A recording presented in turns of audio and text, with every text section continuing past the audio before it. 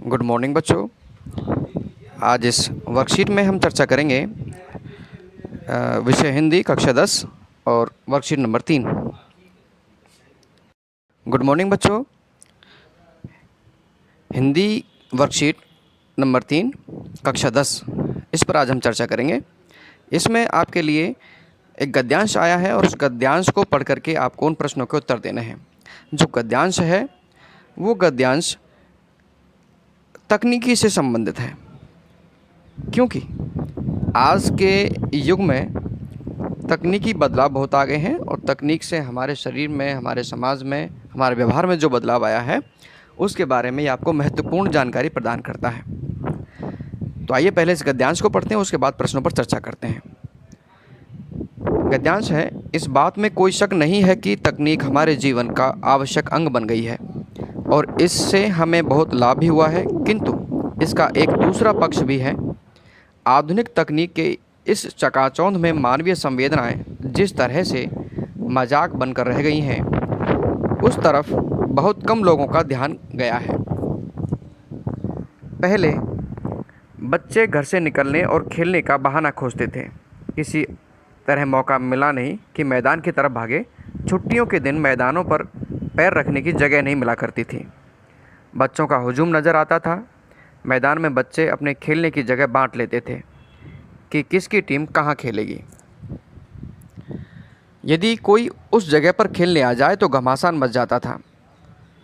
साथ में खेलने से बच्चों में मित्रता की भावना बढ़ती, आपस में भाईचारा बढ़ता। आज की हालत बिल्कुल उल्टी है। बच्चों के लिए खेल का मतलब हो गया है कंप्यूटर गेमिंग। कंप्यूटर पर खेलते हुए पूरा दिन निकल जाता है। कई दिनों तक सूरज की रोशनी भी नहीं देखते। जब आपस में मिलेंगे ही नहीं तो मित्रता कैसे बढ़ेगी, भाईचारा कैसे बढ़ेगा।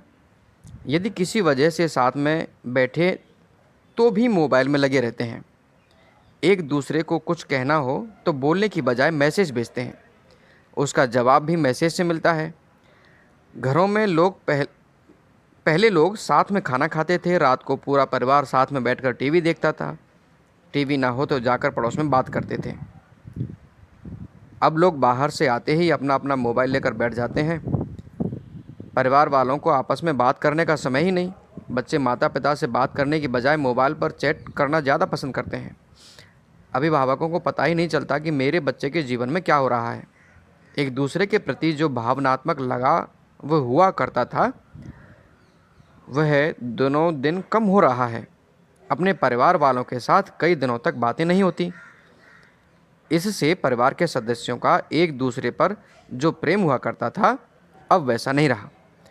एक ही घर में रहकर भी लोग एक दूसरे के लिए अजनबी हैं। तकनीक के आवश्यकता से अधिक प्रयोग से मनुष्य भावना शून्य होता जा रहा है। तो यह आपका गद्यांश था। इस गद्यांश को जब तक आप समझेंगे नहीं तब तक आप प्रश्नों के ठीक उत्तर नहीं दे पाएंगे। और आप घर बैठे एजुकेशन ले रहे हैं तो ये भी ज़रूरी है कि आप इस जो गद्यांश भेजा गया है उसका भाव भी आप समझें। तो हम 1 मिनट आपका इस भाव को समझाने में लेंगे। आपने पढ़ तो इसको लिया ही है कि आजकल जो हम मोबाइल और कंप्यूटर पर बिजी रहते हैं, व्यस्त रहते हैं। छोटे बच्चों को आजकल ये ऑनलाइन की वजह से हर घर में लगभग मोबाइल हो गया है, तो इस वजह से भी बच्चों में आदत बढ़ गई है। हम इसका उपयोग उतना ही करें जितना हमारे लिए ज़रूरी है। हम अपनी क्लास ले रहे हैं, अपना होमवर्क ले रहे हैं या किसी अपने रिश्तेदार से किसी से बात कर रहे हैं, तभी हम फ़ोन को काम में लें। हाँ, कभी कभार आपको मनोरंजन करना है तो आप उसमें मोबाइल गेम खेलें, गाने सुनें, फिल्म भी देखें, लेकिन ये नहीं कि आप आपके घर में, आपके बगल में आपके माता पिता बैठे हैं, भाई बहन बैठे हैं या कोई रिश्तेदार बैठे हैं और आप उनसे बातें करने के बजाय अपने मोबाइल में बिजी हो जाते हैं। वो गलत है। यदि आप ऐसा करेंगे तो धीरे धीरे आपका बातचीत करने का तरीका, आपका दूसरों से लगाव, दूसरों का आपसे लगाव वो कम हो जाएगा और विभिन्न प्रकार की जो शारीरिक बीमारियां वो तो इसमें घुसेंगी ही, क्योंकि आँखों में दर्द होता है, सर्वाइकल दर्द हो जाता है, सिर में दर्द होने लगता है। और मोबाइल में ज़्यादा यूज़ करोगे तो उसमें ज़्यादा पैसा खर्च करना पड़ेगा, ज़्यादा नेट डलवाना पड़ेगा। इसलिए मोबाइल का और कंप्यूटर का उतना ही उपयोग करें जितना आपके शरीर के लिए, आपके मानसिक विकास के लिए ज़रूरी हो। उससे ज़्यादा इस्तेमाल करने पर आपके लिए नुकसानदायक होगा। आइए अब चलते हैं प्रश्नों की तरफ। तो इसमें 5 प्रश्न हैं और एक गतिविधि है आपके लिए। तो पहला प्रश्न है, मानवीय संवेदनाएं किन कारणों से मजाक बनकर रह गई हैं? उत्तर होगा इसका, मानवीय संवेदनाएं आधुनिक तकनीक की चकाचौंध और उसके अत्यधिक उपयोग के कारण मजाक बनकर रह गई हैं। प्रश्न नंबर 2 है, साथ में खेलने से क्या क्या लाभ होते हैं? अब देखो, वैसे तो साथ में खेलने से बहुत सारे लाभ होते हैं, लेकिन हमें गद्यांश के आधार पर उत्तर देना है। तो गद्यांश में 2 चीज़ आई हैं। साथ में खेलने से बच्चों में मित्रता की भावना बढ़ती है और आपस में भाईचारा बढ़ता है। तो आपको इतना ही उत्तर लिखना है। प्रश्न नंबर 3, एक ही घर में रहकर भी लोग एक दूसरे के लिए अजनबी हैं। पंक्ति का आशय लिखिए। अब आजकल ये आप भी जानते हैं कि एक ही घर में लोग अजनबी कैसे बन रहे हैं, या अजनबी शब्द का प्रयोग क्यों किया गया है? क्योंकि हम एक दूसरे से बातें कम करते हैं, मोबाइल में या कंप्यूटर में बिजी रहते हैं।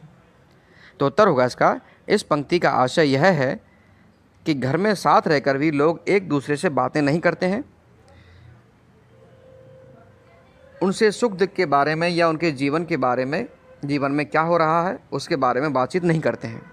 सब अपने मोबाइल की दुनिया में व्यस्त रहते हैं। इसलिए ऐसा महसूस होता है कि एक ही घर में रहकर भी लोग अजनबी हैं। इसमें आप अपनी तरफ से और भी जोड़ सकते हैं, जैसा आपको उचित लगता है। प्रश्न नंबर 4, आजकल बच्चों का पूरा दिन किस प्रकार खेल में निकल जाता है? तो आप देखते हैं, अपने घरों में भी देखते हैं कि किस तरह से बच्चे मोबाइल फ़ोन में बिजी होते हैं या कंप्यूटर गेमिंग में बिजी होते हैं। तो आपको उसमें यही लिखना है, और आप जो गद्यांश में दिया हुआ है आपको उसमें से छांट कर लिखना है। आजकल बच्चों का पूरा दिन मोबाइल और कंप्यूटर पर खेल खेलने में निकल जाता है, अर्थात बच्चे डिजिटल गेम खेलते हैं, शारीरिक गेम नहीं खेलते हैं। नंबर 5, उपरोक्त गद्यांश का उचित शीर्षक लिखिए। इसके कई शीर्षक हो सकते हैं, जो आप गद्यांश के मुख्य थीम से संबंधित जो भी आप शीर्षक रखना चाहें वो आप रख सकते हैं। तो हमने 3 रखे हैं, 3 में से आप कोई सा भी चुन सकते हैं। पहला, वैज्ञानिक तकनीक के दुष्प्रभाव। दूसरा, तकनीक और हमारा जीवन। तीसरा, तकनीक और सामाजिक बदलाव। इन तीनों में से आप कोई सा भी गद्यांश का शीर्षक रख सकते हैं। अब जो अगला प्रश्न है वो गतिविधि का है। क्या मोबाइल फ़ोन या इंटरनेट के कुछ दुष्परिणाम भी होते हैं? अपने परिवार के सदस्यों और दोस्तों से चर्चा कीजिए और चर्चा के मुख्य बिंदुओं को लिखिए। तो ये आपके लिए एक सामाजिक, एक व्यावहारिक कार्य है, और आप अपने माता पिता से, अपने दोस्तों से इस पर चर्चा ज़रूर करें कि मोबाइल फ़ोन और कंप्यूटर से हमें क्या क्या नुकसान हो रहे हैं, और उस पर आपको लिखना है। तो कुछ मैंने यहाँ लिख दिए हैं, आप इनको भी लिख सकते हैं, इनको समझ सकते हैं, लेकिन आप चर्चा ज़रूर करें, क्योंकि जो चीज़ें हो सकता है मेरे दिमाग में ना आई हो वो आपके दोस्तों के मुंह से निकल आएँ।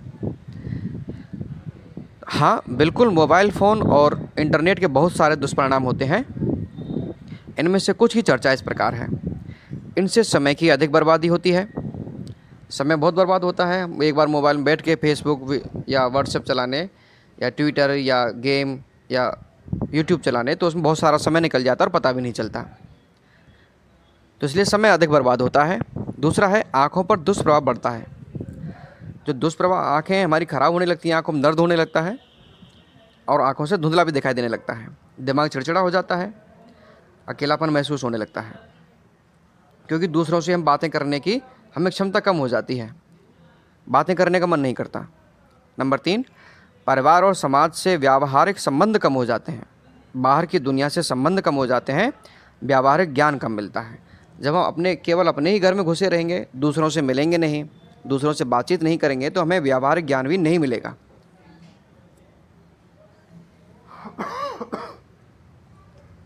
नंबर 4, धन का खर्च बढ़ जाता है। मोबाइल कंप्यूटर को जितना ज़्यादा यूज़ करोगे उसको उतनी ही इंटरनेट की आवश्यकता होगी, तो धन का खर्च बढ़ेगा, आपको रिचार्ज कराना पड़ेगा बार बार। नंबर 5, शरीर की मांसपेशियों में भी दर्द होने लगता है।